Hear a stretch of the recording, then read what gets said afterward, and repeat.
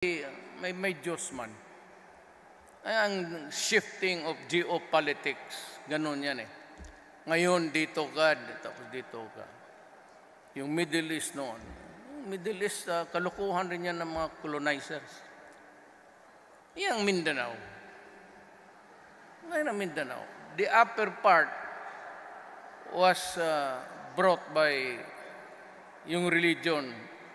Kaya lahat dito, Leyte ang landing eh. So lahat ng mga dito pataas sa Luzon, na-convert to Kristyanismo.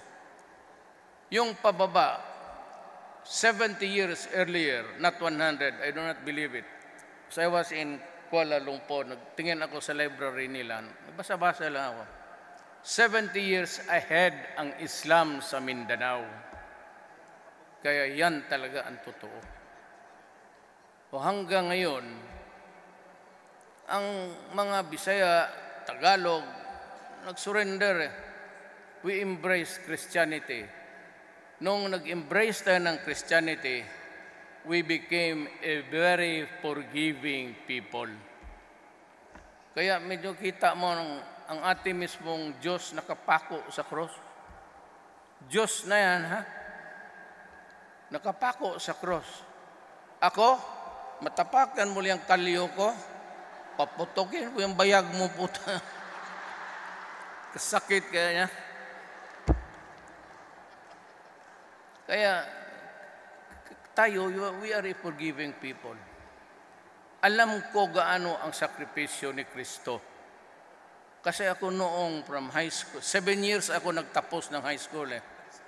Naunahan ako ng mga classmate ko. Yan si Dominguez, kababata ko yan, valedictorian yan, hanggang nagtapos na lang sila, ako nasa high school pa.